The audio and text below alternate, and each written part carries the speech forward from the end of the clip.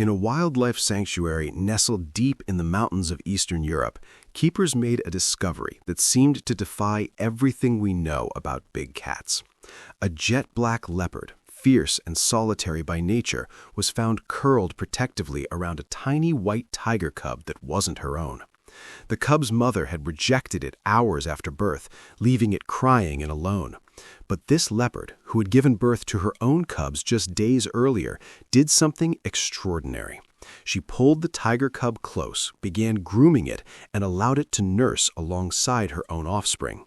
For the next 4 months, she would raise this cub as her own, blurring the lines between species and challenging our understanding of maternal instinct. This isn't a Disney movie. This is real life, and what happened next reveals something profound about the animal kingdom that most people completely misunderstand. The scene was almost surreal. The leopard, muscular and sleek with a coat so dark it absorbed light, moved through her enclosure with practiced grace. Clinging to her side were 3 cubs, but only 2 had her distinctive rosette patterns hidden beneath dark fur. The third was unmistakably different, a white tiger cub with ice blue eyes and striking black stripes cutting across pale cream fur. The contrast was striking, but to the leopard there seemed to be no difference at all. Wildlife biologist Dr. Helena Nordstrom, who documented the case, described watching the leopard carry the tiger cub by the scruff of its neck exactly as she carried her own young. She would spend equal time grooming each cub, her rough tongue smoothing their fur in long, patient strokes. When feeding time came, all 3 cubs nursed together. The tiger cub squeezed between its adopted siblings, kneading tiny paws against the leopard's belly. But here's where it gets interesting. Cross-species adoption like this is rare, but it's not unheard of. The question is, why would a predator adopt the offspring of another predator, especially one that would grow to potentially outweigh her by hundreds of pounds? The answer lies in the biology of motherhood itself. When a female mammal gives birth, her body floods with hormones, primarily oxytocin and prolactin. These chemicals don't just trigger milk production, they fundamentally alter brain chemistry, creating an overwhelming drive to nurture. In the days immediately following birth, this hormonal state makes mothers extraordinarily receptive to infants, any infants, that display what scientists call baby schema. Large eyes relative to face size, small nose, high forehead, and helpless behavior. That white tiger cub hit every trigger. It cried, it was small, it looked up with enormous blue eyes, and critically, the leopard had just given birth. Her body was primed to respond to those signals.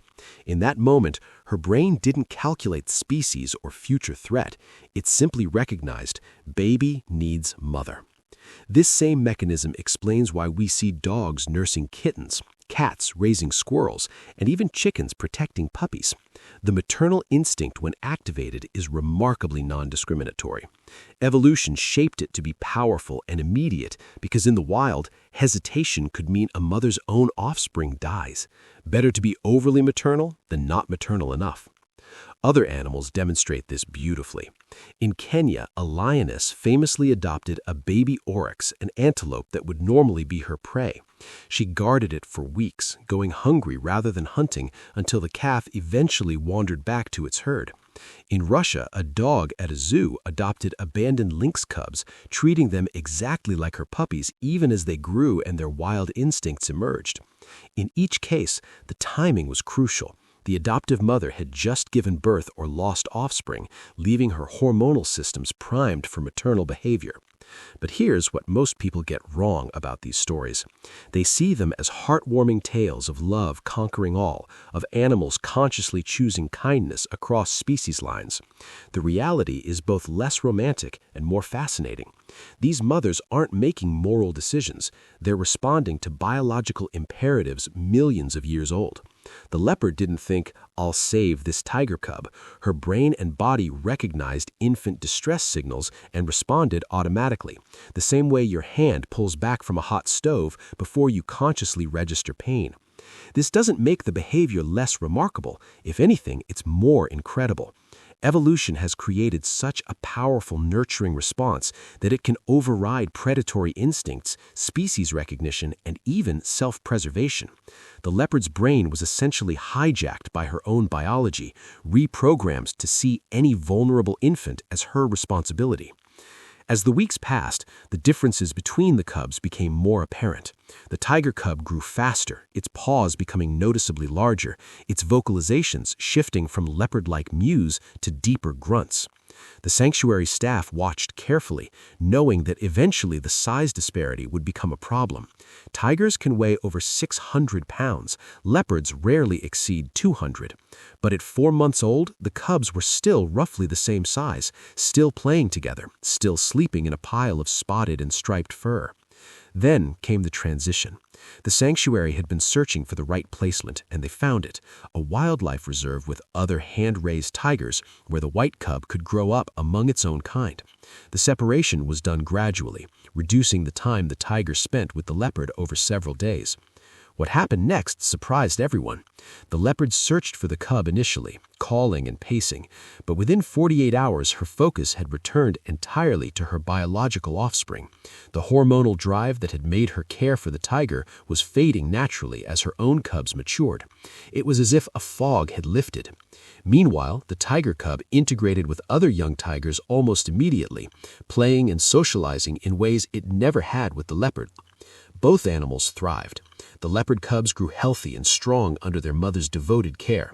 The white tiger found its place among its own species, eventually growing into a magnificent 450-pound adult. The leopard who raised it still lives at the sanctuary, and, on occasion, when the tiger passes her enclosure, there's a moment of recognition, a brief pause, a long look, and then both animals move on with their separate lives.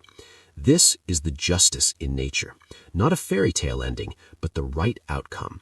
The leopard saved a life when biology compelled her to. The cub survived because of it, and both went on to live as they were meant to, shaped by an extraordinary moment, but not defined by it. If stories like this fascinate you, hit that like button and subscribe. Nature doesn't need embellishment to be incredible.